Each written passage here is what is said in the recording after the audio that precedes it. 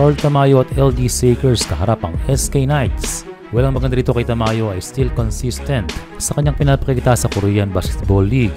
At syempre maganda na naman ang kanyang laro ngayong gabi. Unang basket ni Tamayo ay N1 agad. Yun lang ay hindi counted ang kanyang second basket na natawagan ng traveling at hindi makapaniwala itong ating kababayan. And again, still kailangan pa rin mag-adjust sa officiating dito sa liga ng mga OPA na hindi lamang mga babae ang mga fans. Isa sa maganda rito sa KBL ay lumalawak ang posisyon ni Tamayo at napagkakatiwalaan pa sa bola. Maya-maya ay pinasok na rin si 1GDL na still needs to prove more of himself dyan sa liga ng Korea. Pero sa game na ito ay nakarami rin si Tamayo sa pagtayo sa free throw line.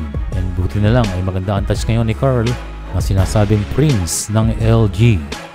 Pagdating naman sa mid-range, a nice one for Tamayo para maibaba ang kalamangan ng SK. Well again, import na naman ang tinatapat dito kay Tamayo at ang multiple best import na si Warney ang hinaharap sa kanya. Kaya in fairness for Tamayo, pinapakita niya na hindi excuse na import ang kanyang laging kaharap para hindi makapag-perform sa isang liga sa labas ng Pilipinas. Well, 2 beses siyang ginawa ni Tamayo na nakuha ang bola after a missed free throw. Another good one ay nakakapag-call pa ng play itong si Tamayo, ang bagay na hindi niya ginagawa sa Pilipinas at sa ating national team. Kaya magandang training ito para sa ating kababayan.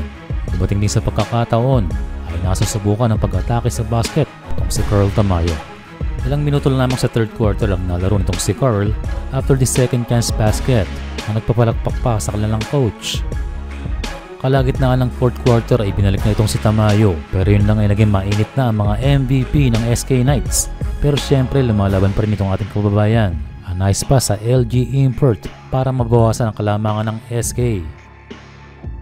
Sayang lang din kung napaaga ang pagpasok ni Carl Tamayo, pero pinapakita niya ang pagiging key player sa LG Shakers. Pero yun nga ay naging mainit sa fourth quarter at nasira na ang depensa ng LG Shakers. For this game ay nakapagtala ang ating kababayan ng 13 points, 8 rebounds at isang assist. Still pareho pa rin sa kanyang average. At kahit na po ng third quarter ay 30 minutos pa rin ang nilaro nitong si Carl Tamayo. Panalo ang SK Knights sa score na 72-66. But still sa maganda pa rin standing ang LG.